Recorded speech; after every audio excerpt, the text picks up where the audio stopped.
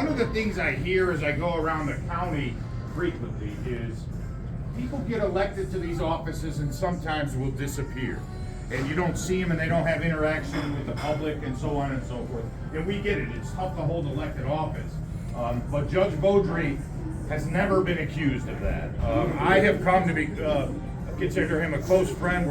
I was a history professor. He thinks he was. Right? And he goes everywhere. He is a dyed-in-the-wool Democrat. I know that being judge is nonpartisan, and I appreciate that the Democratic Party judges continue to do that. So I just want to tip my hat to him for all that he does for the party, for the bench, and the respect he brings to all that he does. Yeah. Let me just say, in terms of being a real Democrat, Yeah. he maybe before he became a judge, but he used to drive around with the Kennedy Johnson bumpers. Yeah, I know. I still have one of those.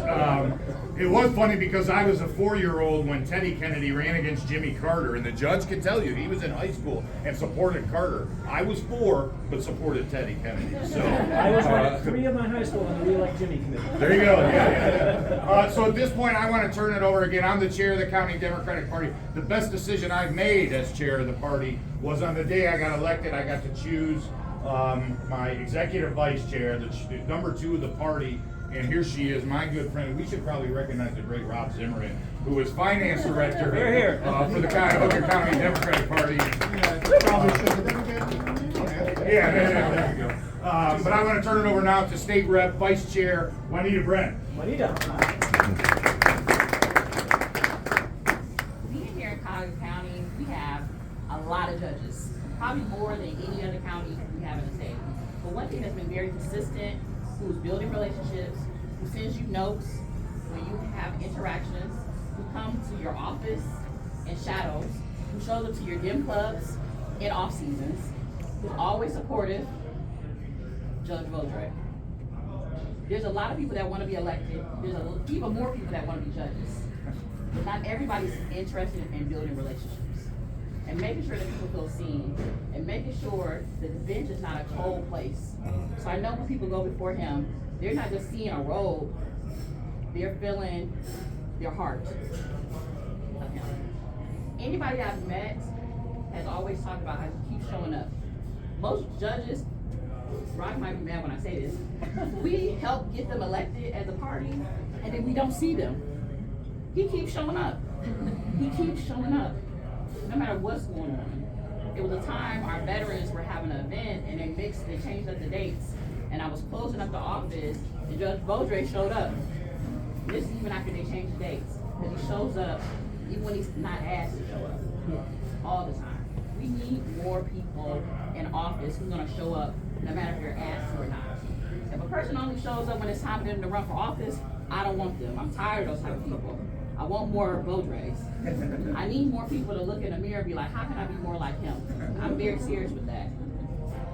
And I'm gonna just tell you about an experience, and I haven't said this to the judge, but I'm gonna say this now because it's time to get mushy with it.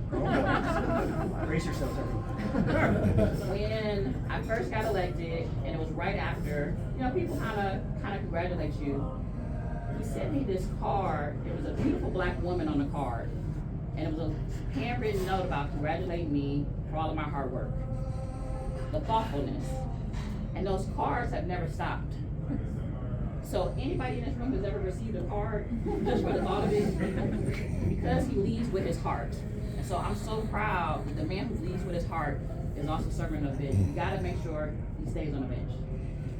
So as we go along this journey, I wanna bring my good colleague, County Councilwoman Meredith Turner, up here so she can share some words about the judge. Thank you. Thank you, my representative. Would acknowledge Bob Brown when you talked about notes. You made me think about Sherrod Brown, who I had the good fortune to work for over a decade. I learned from the master. Right? This is a little different. This is actually for the judge. And I want to dedicate this to you. Thank you. This is called A Bridge Worth Crossing. Okay. Good evening, friends. Some lives are built like ladders, quick climbs, narrow rungs, eyes fixed upward. Others are built like bridges, anchored on both sides, tested by weight, meant to be crossed again and again. Judge William Vodrey is a bridge. Before the road, there was grounding. Before the bench, there was balance. A boy where work mattered. A boy raised where work mattered. Where fairness wasn't debated, it was expected. East Liverpool shaped the grain of wood. Oberlin set the compass. Not merely a school, but a place where conscience was taught aloud, where doors opened early and courage arrived before consensus. A place that formed abolitionists and later jurists, including those who would rise to the highest court in the land, all shaped by the same insistence that the law must be lived and not merely learned. That understanding traveled through classrooms, through courtrooms, into rooms where voices were absent and the stakes were real high. He learned the law from both sides of the aisle, from those who needed, defended, those who demanded accountability. And when Stephanie Tubbs Jones placed her trust in him, she was not offering position, she was assigning responsibility.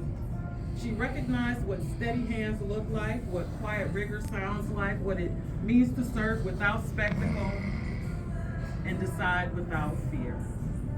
Many of us were shaped by that same hand, guided, challenged, believed in. Her legacy didn't move in a straight line, it moved through people, through rooms like this, through moments when preparation met purpose. Years passed, cases came, precedent followed. Not by volumes, but by clarity. Not by noise, but by reasoning sound enough to stand. 21 times, the law paused and said, "This one holds." Yet the measure of a judge is never found only in record books. It is found in tone, in patience, in the discipline to listen, and the restraint to rule. Some benches bend under pressure, some crack under opinion, some chase applause. This one holds. And so we arrive here not to imagine, not to speculate, but to renew what has already been proven. A bridge does not ask for praise. It only asks to be trusted. Friends, this moment calls for steadiness, for experience earned, for judgment forged, not rushed. It is my honor to introduce a man shaped by foundation, guided by principle, and worthy once again of our trust. Please join me in welcoming Judge William Vodrey. Yeah.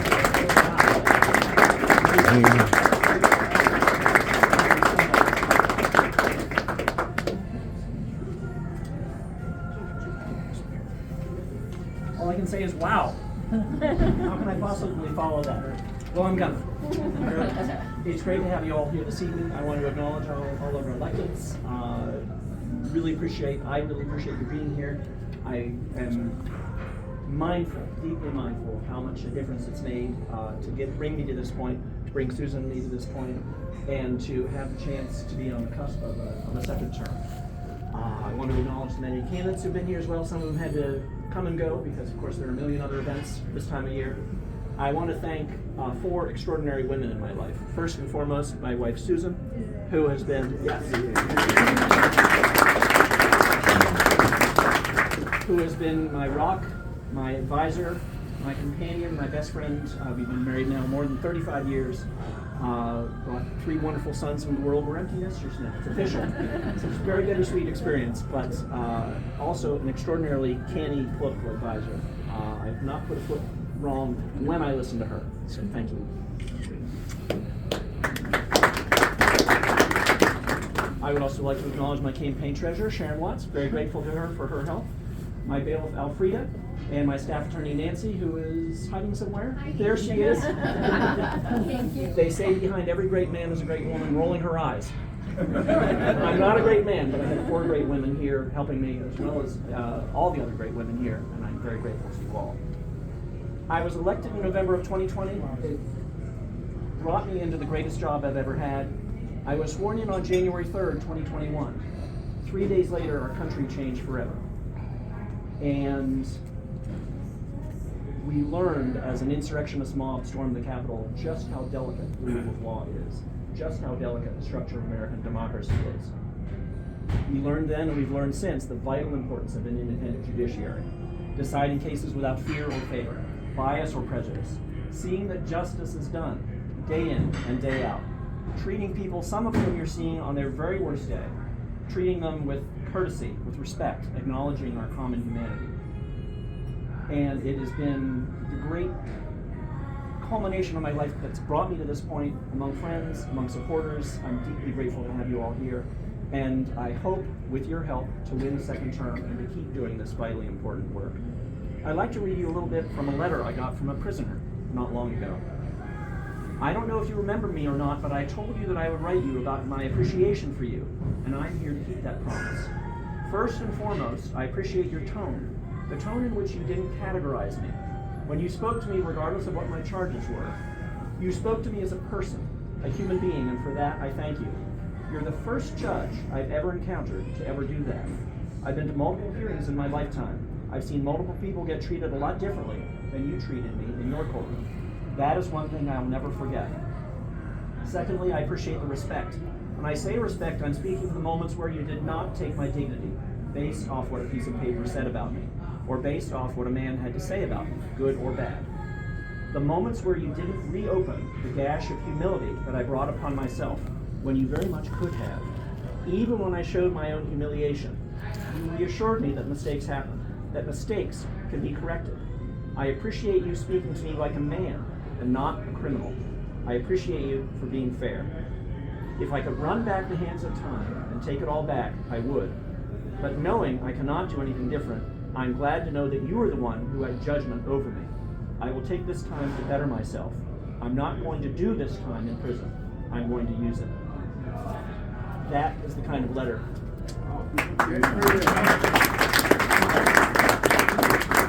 That is the kind of letter that makes this job worthwhile. That's the kind of letter which leads to so many people wanting to run for judge, because it is a great job. It is a great chance to uphold the rule of law, to interpret the law, to help people down the path of life, and hopefully make better choices. And with your help, I hope to win that second term. I'm very grateful to have you all here tonight. Happy holidays. Thank you.